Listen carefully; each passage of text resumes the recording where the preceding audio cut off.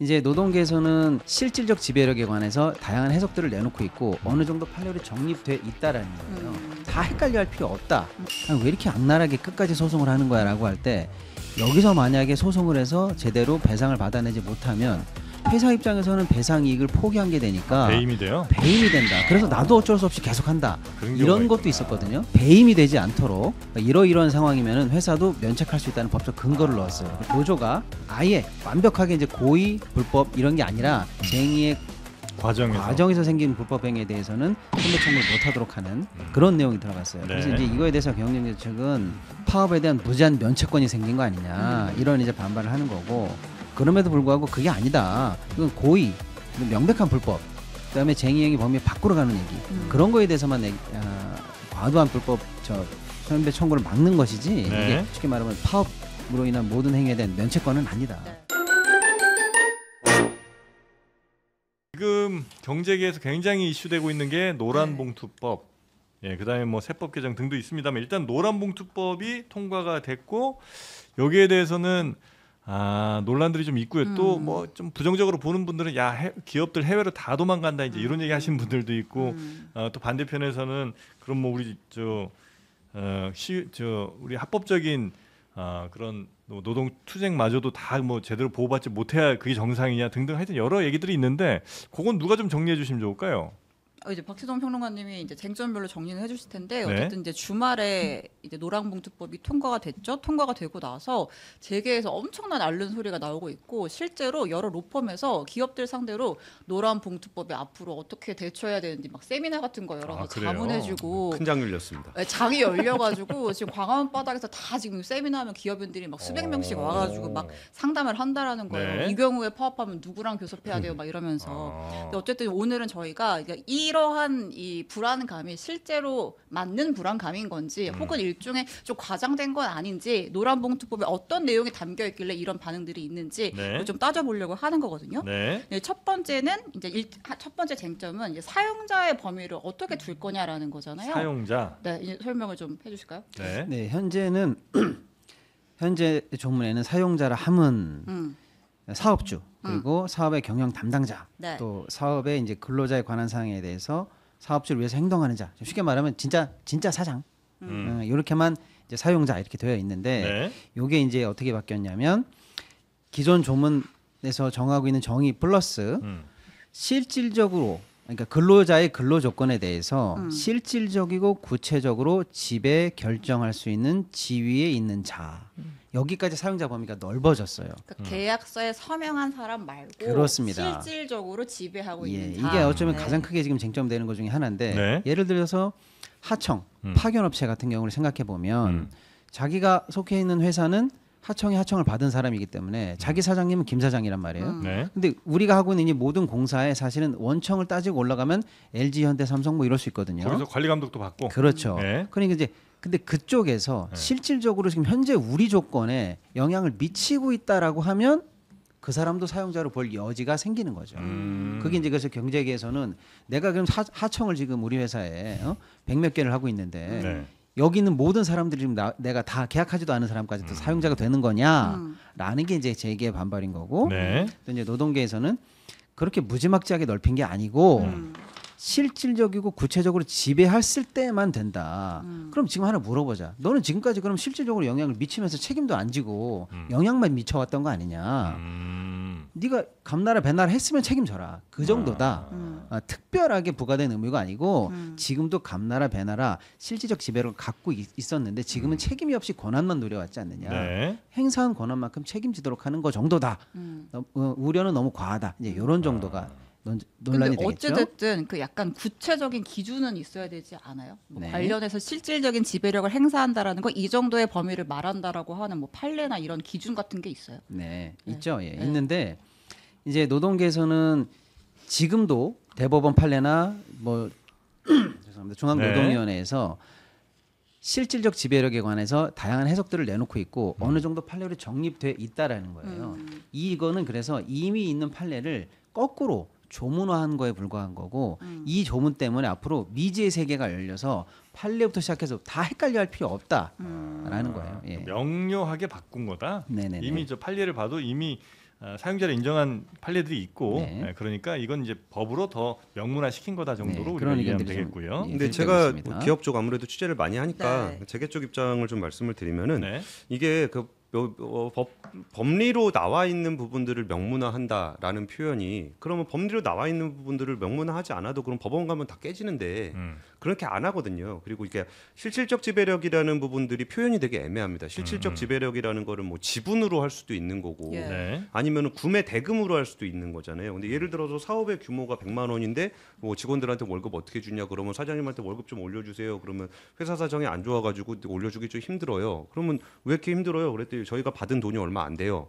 그러면 그게 또 원청의 문제로 갈 수도 있는 거거든요. 근데 그 원청에서 그러면 직원을 몇 명 써라 어떤 일을 하는 것보다는 프로젝트 단위로 업무를 줘요. 이 일은 통 너네가 하고 뭐 100만 원 이렇게 이제 하는 그리고 거죠. 뭐 경쟁 입찰을 한다거나 그러면 네네. 뭐 다른 애들하고 경쟁을 해서 이렇게 되는 건데 네. 그러면 이게 명문화가 됐다라는 거는 또 법리적인 판단이랑 또 다르게 앞으로 파생되는 부분들이 굉장히 많기 때문에 시행령을 어떻게 만드느냐도 굉장히 중요합니다. 근데 이 부분들이 그 실질적으로 영향을 미치는 사람들의 어떤 그 범위라는 게 네. 이게 어쩌면 현실에서는 실제 그 실질적인 영향을 미치면 법원에서 문제가 된다라는 것이 법리적으로 나와 있기 때문에 실질적으로 문제가 되는 그 요소들을 체크해서 그렇게 안 하려고 노력을 해요. 왜냐하면 그렇게 했다가는 나중에 걸리면은 다 딸려 들어가는데 네. 그러면 그 노동자는 그런 생각은 하죠. 이게 결국 대기업에서 뭔가 우리한테 일감을 주는 거기 때문에 그 일감을 줄 때 좀 넉넉하게 주면은 우리도 더 잘 살 수 있는 거 아니야? 실질적 영향을 미치는 거 아니야? 이렇게 생각할 수 있거든요. 네. 그러면은 만약에 대기업이 그럼 그 모든 그런 중소기업들이 하는 일들을 대기업들이 그걸 다 하면 더 좋은 세상이 될까요? 그러니까 어쩌면 이거는 네. 공정거래법으로 다뤄야 되는 문제일 수도 있어요. 그러니까 협력업체와의 관계에 있어서 어떻게 공정거래를 해가지고 네. 정당한 그 구매 대금을 지급하고 매출을 일으켜줄 것인가에 대한 공정거래의 영역일 수도 있거든요. 근데 이게 사용자성을 너무나 넓혀버리면은 노동자는 누구고 사용자는 무엇인지에 대한 그런 다른 기존의 어떤 우리의 상식과 어긋나는 일들이 발생할 여지가 분명히 있어요. 그래서 이거는 노동부에서 진짜 뻔히 얘가 다 영향 미치고 사람 몇 명 뽑아라 월급 얼마 줘 무슨 깡패 마냥 내가 야 500원 줄 테니까 빵 사오고 우유 사오고 콜라 사오고 남은 거는 애들 치킨 좀 사줘 이런 식으로 하는 거는 진짜 안 되죠. 근데 그게 아닌 범위에서 그 기업이 독자적으로 비즈니스를 할 수 있는 영역과 이 산업 생태계와 함께 거기 조율하는 영역들 사이에서 어떻게 가르마를 타는지는 어쨌든 법은 통과가 됐으니까 이 부분들을 이제 그 시행령들을 좀 구체적으로 잘 만들어가야 될 것 네. 같습니다. 알아듣기 쉬운 일례로 하면 이런 거죠. 예를 들어서 지금 법에도 지금은 이제 사실은 이렇게 법으로 명확하게 하지 않더라도 예를 들어 지금 우리가 산재를 많이 얘기하고 있잖아요. 근데 공사장이라고 해볼까요? 큰 대규모 공사장인데 이거는 누가 책임지는 거냐? 예를 들어 뭐 현대건설, 삼성물산 이런 사람들이 책임진다고 쳐볼게요. 근데 그 안에 예를 들어서 여기서 여기까지 청소해라고 하는 하청이나 깨끗하게 해 이런 걸 했단 말이에요. 네. 파견을 주거나 하청을 줬어요. 근데 그 하청 받은 사람들은 여기가 안전한 줄 알고 청소하러 들어갔는데 비가 많이 와서 감전사고가 났다. 이런 경우 있을 수 있잖아요. 네. 누구 책임이에요? 그럴 때 이제 하청업체 소속 근로자분들은 우리 사장한테 책임져라고 했더니 내가 당신에게 여기 청소하라고 하긴 했지만 이 현장 전체는 내가 관여하지 못하고 몇 시에 들어와서 몇 시에 청소하고 이렇게 빠지고 이렇게 하란 말이야 라는 지시를 원청으로부터 나는 받았어. 요럴 때 실질적 지배력이 인정돼요. 그래서 사실은 우리 판례에서는 좀 저는 이제 개인적으로는 좀 답답합니다만 현재 통용되고 있는 원청의 실질적 지배력은 산업안전보건에 관한 사항, 성과급에 관한 사항, 네. 노동 안정 등에 관한 사항 요런 것들에 대해서만 예외적으로 실질 지배력이 현재는 인정되고 있어요. 근데 이제 이번 조문이 그동안은 조문에 없이 판례로 인정되던 실질적 지배력인데 요걸 이제 조문화했다고 보면 되는 거고 그러면 거꾸로 이제 이 조문이 만들어지면 기존 판례보다 넓은 판례가 나올 여지도 생길 수 맞아요. 있다라는 게 이제 걱정이니까 그 부분에 관해서는 우리 사회가 어디까지 넓혀갈 수 있을 것인지 네. 어디까지는 영향을 정말로 끼치면 이건 원청의 책임이야. 당신 거의 사용자에 준하는 거야. 이런 기준을 좀 다듬어갈 필요는 있는데 다만 그런 미지의 숙제가 있다 하더라도 네. 이것 때문에 원청이 무한대로 넓어져가지고 내가 온 세상 만사에 다 사용자가 되는 거냐? 나 부담스러워서 사업하겠냐? 이거는 좀 과도한 걱정이 아닌가라고 그건 제가 생각하고 있습니다. 재계 아저씨들하고도 얘기 많이 하는데 그 얘기 할 때마다 우리끼리 웃어요. 정도껏 하시라고 그걸 무슨 원청의 범위가 무한대로 넓어지는 일이 발생할 리가 없잖아요. 네. 기업들이 이거 진짜 무서워해요? 아니면 그냥 엄살이에요. 아니 무서워는 하는데 네. 그렇다고 해서 아까 말씀하신 건 자기의 그 뭐 그러니까 모든 협력업체의 모든 사안들을 자기가 다 또 교섭해야 될 거라고 생각은 안 해요. 그래요? 그리고 이제 재계 단체들은 또 그런 의견을 반영해서 좀 과장해서 얘기를 해야 되는 측면이 있어서 그런 건데 네. 아까 박지동 평론가님 말씀해 주셨던 것처럼 이제 그 미지의 영역이 생긴다는 부분들을 좀 무서워하긴 해요.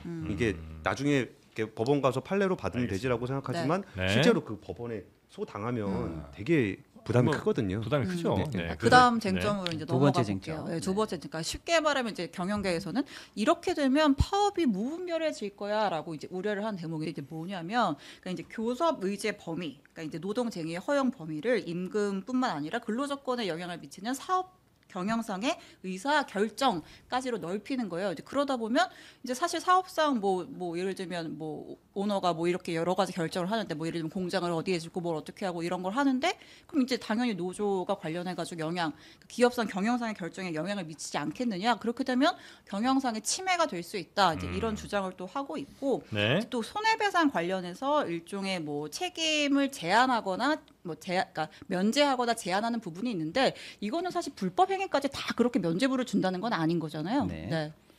두 번째가 이제 파업이 뭐 이제 파업 천국되는 거냐 이런 예. 이제 오해를 받고 있는 조문이 네. 하나 있는데 기존에도 사실은 이제 쉽게 말하면 노동쟁의는 다 합법 아니겠습니까? 네. 이렇게 찬반 투표를 해야 되고 뭐 어떻게 절차를 밟아서 파업하면 오케이 이건 합법적인 노동권이야라고 하는 건데 근데 그전에는 이 쟁의의 대상을 뭐라고 했냐면 해고, 기타 뭐 아무튼 근로조건의 결정 이런 걸 이렇게 쉽게 말하면 이제 파업의 대상으로 봤는데 이번에 네. 거기에 더하기 뭐가 늘어났냐면 근로조건의 결정과 근로조건에 영향을 미치는 사업 경영상의 결정까지도 쟁의행위의 대상이 들어옵니다. 그러니까 요거를 놓고 기존에 일단은 예를 들어 3가지 정도로 우리가 파업할 수 있어라고 했는데 이제는 4가지, 5가지, 6가지도 파업의 근거로 늘어나는 거니까 노동자 입장에서 파업할 수 있는 근거가 많아지니까 파업이 늘어나는 거 아니야?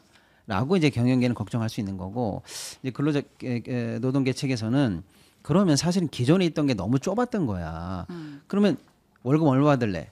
뭐 해고 당할래 말래? 이런 거 말고 거기에 영향을 미치는 더 큰 원인들은 그동안 우리가 알지만 당했지만 말을 못했어. 그걸 말하게 된 걸 정상이라고 생각해야지라는 게 일단 양측의 의견이 좀 갈리고 있는 네. 거죠. 네. 이 월급에 영향을 미치는 게 사실 진짜 여러 가지일 수 있잖아요. 네. 근데 대표적으로 네. 이제 뭐 공장 이전 관련한 얘기들 많이 하잖아요. 네. 해외에다 공장 지을 때 허락 받아라. 근데 이거는 사실 현대차 노조는 그 단체 교섭에 그 내용이 들어갑니다. 해외에다 공장을 지을 때 이 노조의 협의를 얻어야 되고 그리고 자동차 공장 같은 경우는 이 일감을 어디로 주느냐에 따라서 일감이 많이 달라지는데 그냥 뭐 일감이야 그냥 있는 거 아니야라고 생각하실 수도 있겠지만 일감을 많이 주면은 특근을 해가지고 추가 수당을 좀 받을 수도 있고 그러다 보니까 자동차 공장 같은 경우는 어느 공장에다 어떤 차량을 배치하느냐가 굉장히 중요해요. 그렇죠. 잘 팔리는 차량 배치하면 일감이 많아지는 거고 안 팔리는 차량 배치하면 일감이 좀 줄어들게 되거든요.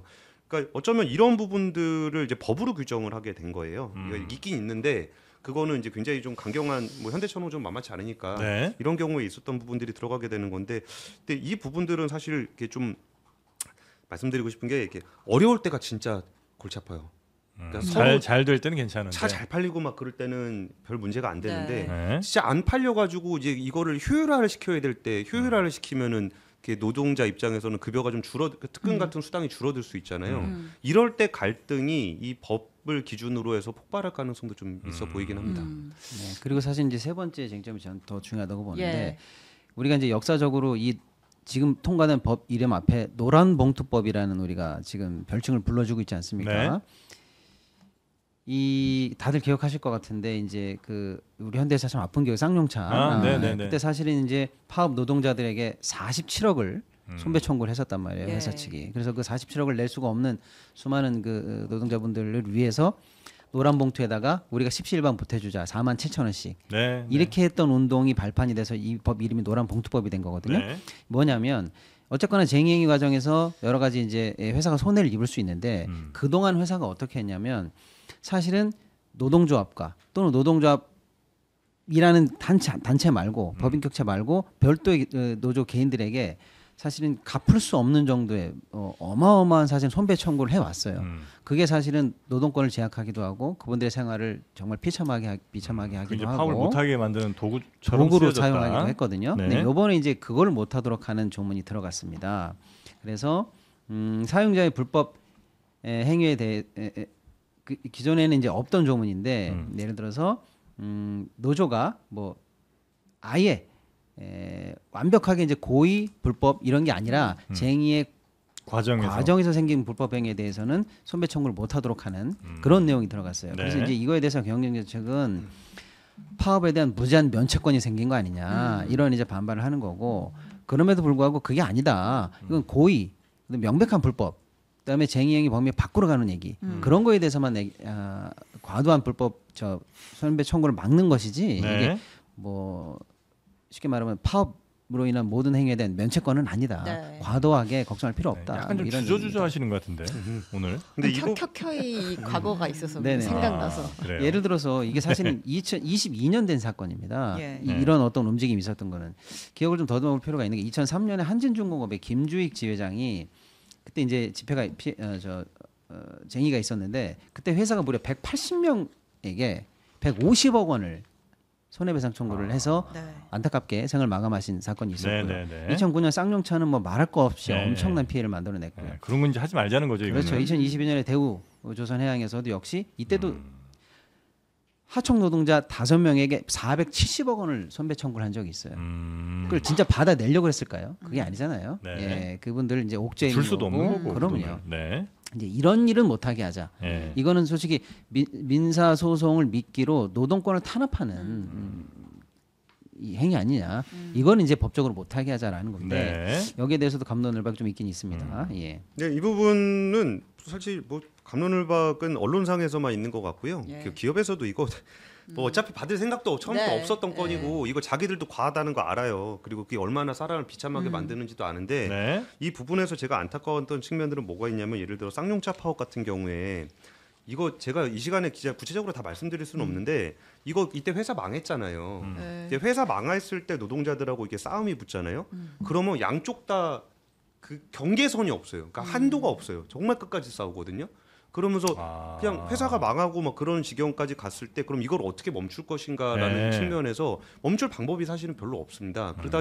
그렇다고 양쪽 다 이제 불법으로 갈 수는 없는 부분이니까 그러다가 이 손배 얘기가 또 나오기도 하고 네. 이거 솔직히 저런 것도 있거든요. 이게 뭐 파업 좀 했는데 생산 차질이 얼마니까 생산 차질된 거 니네 뭐 네가 다 보상해. 네. 아유 생산 차질 무슨 생산 차질 지나고 나면 그거 다 나중에 특근해가지고 다 메워줘요. 예. 그런 식으로 가는 측면이 이게 어느 정도 선까지는 서로 그게 밀고 당기고 하면서 서로 협상도 하고 그런 게 있다는 거예요. 네. 근데 이게 선을 넘어가서 뭐 회사가 진짜 어려워가지고 정리해고를 해야 되는 그런 상황이거나 보면 대부분 이 한 분 한 분의 사례들은 굉장히 안타깝지만 실질적인 구조조정 사례에서는 이런 부분들이 제일 극단적인 일들은 그런 상황에서 좀 발생을 하게 돼요. 그래가지고 이게 저는 진짜 개인적인 바람은 이 법이 나올 수밖에 없었던 사안들도 있겠지만 네. 이 한 가지는 이분들 우리가 그래도 이름이 알려져 있는 그래도 기억하는 사건들은 전체 노동자들의 극히 일부에 불과할 거예요. 그렇겠죠. 그리고 이분들은 그나마라도 노조로서 보호를 받을 수 있는 분들이고 그러지 못한 수많은 노동자들은 어떻게 보호할 것이냐의 문제가 이번에 저는 이거 단체 교섭을 뭐 단일화하고 이런 문제가 예. 노조들 사이에서의 갈등도 굉장히 크게 될 막상 거예요. 노동계에서는 원하지 않는다는 얘기도 그러니까 있어요. 비정규직 노조와 그 정규직 노조 사이에서의 갈등은 네. 사측보다 더 갈등이 예. 심한 경우도 많아요. 그래서 왜 꼭 단일화해야 되느냐. 예. 그렇죠. 단일화 안 하면 근데 진짜 많은 노조를 또 상대로 해야 되고 네. 뭐 그런 또 그러니까 복잡한 협상으로 거죠. 또 네. 이용될 수도 있고 뭐 그래가지고 정말 이런 과정들을 거치면서 정말 그 경영자들도 노동자에 대한 인식을 좀 달리 해야 되는 거고 네. 이거 한 가지 말씀드릴게요. ESG라는 게 있잖아요. 네. 뭐 이게 뭐 환경, 사회, 거버넌스 이 중에 소셜의 한 영역 중에 하나가 뭐가 있냐면은 공급망 관리가 있습니다. 공급망? 예, 공급망 네. 관리. 그러니까 이게 지금 일반적인 구매 부서나 일감을 누군가한테 줘야 되는 부서의 지금의 KPI가 얼마나 싸게 부품을 조달받고 얼마나 서비스를 싸게 용역을 받을 수 있느냐를 KPI로 해요. 부품회사, 하청회사 뭐 이런 데서. 예. 근데 네. ESG가 최근에 달라진 게 뭐가 있었냐면은 이 협력 업체를 그러니까 높은 신뢰도로 끌고 갈 수 있는 거. 그러니까 이 회사가 얼마나 재무적으로 안정이 돼야 더 나은 부품들을 만들고 더 나은 서비스를 제공할 수 있는지까지 챙기는 것이 ESG의 영역이에요. 그러니까 단순히 쥐어짜는 게 아니라 니네도 직원들 교육이라도 시키고 하려면 이 정도는 책정을 해야지. 뭐 니네 부품 만들 때 R&D 하려 그러면 이런 거 정도는 있어야지라고 관리하는 게 네. 글로벌한 트렌드로 변해가고 있거든요. 그래서 법이 뭔가 상징성이 있다면 실질적인 변화는 파트너십을 기반으로 하는 문화가 좀 형성이 돼야 될 것 같습니다. 알겠습니다. 그다음에 이번에 조금 이제 정말 정리를 해야 됩니다. 네. 이제. 마지막으로 한 말씀만 더 드리면 근데 짧게. 우리가 그 경영자 측이 늘 나쁜 사람은 아니잖아요. 근데 예를 들어서 왜 이렇게 악랄하게 끝까지 소송을 하는 거야라고 할 때 여기서 만약에 소송을 해서 제대로 배상을 받아내지 못하면 회사 입장에서는 배상 이익을 포기한 게 되니까 배임이 돼요. 배임이 된다. 그래서 나도 어쩔 수 없이 계속한다. 그런 이런 경우가 것도 있구나. 있었거든요. 그래서 이번에 회사가 배임이 되지 않도록 이러이러한 상황이면은 회사도 면책할 수 있다는 법적 근거를 넣었어요. 그래서 우리도 싫지만 소송한다라는 야구 얘기가 이제 더 이상 안 나오게. 네네네. 예. 그런 효과도 있겠네요. 네네네. 네. 자, 이 노란봉투법 통과에 따른 여러 뭐 부작용 내지는 혹은 기대 효과 같은 것들을 좀 말씀을 나눠봤는데 오늘은 시간이 조금 아쉽게도 뒤에 네. 또 뭐 저희가 순서가 있어서 오늘은 여기서 마무리를 좀 하고 대신 가시기 전에 좋은 정보 하나 알려드리겠습니다. 이제 예측하셨죠? 네, 삼구갈비라고 네, 한 팩에 3,900원, 300g 한 팩에 3,900원. 정말 요즘 같은 고물가 시대에 있을 수 없는 가격. 언빌리버블 프라이스로 900원이요? 3,900원입니다. 3,900억 달러 아니고 네. 미쳤어요 지금. 공포스럽게. 39,000원도 아니고 중간 유통 과정 없애고 직접 생산해서 소비자들에게 바로 제공하는 그 제품. 특히 우리가 기사식당 가서 제육볶음 뭐 백반 이렇게 이제 먹잖아요. 예. 그 맛이에요, 딱. 네, 그 맛인데 그래서 매콤달달한 그 맛으로 아이들도 좋아하고 아저씨들 더 좋아하실 삼구갈비. 요거 여러분께 한번 이렇게 맛을 좀 보여드리고 싶으나 시간이 없으니까 안 드시고 한번 맛을 좀 표현 좀 부탁드리겠습니다. 안 드시고요? 아니 저번에 드셔봤잖아. 근데 원래 제육볶음은 이 맛이에요. 제육볶음 그 맛이잖아요. 여러분이 우리가 아는 생각하는 그 맛. 달달하고 네. 제육볶음 뭐 다른 맛이 없어요. 매콤한 사실. 그 맛. 근데 그 맛이 안 나면 또 네. 괜히 시켰다 싶어요. 서운합니다. 그렇습니다. 어떻게 고기도 쫄깃쫄깃하셨죠? 그럼요. 네. 남자들의 소울메이트 아니겠습니까? 그렇습니다. 맞습니다. 비법 고추장 그리고 양파와 대파로 감칠맛을 더했습니다. 삼구갈비 영상 아래 링크에서 지금 주문하시면 바로 도착을 하게 되어 있습니다. 어쩌면 여러분의 주문 클릭보다 도착이 먼저 돼 있을 수도 있으니까요.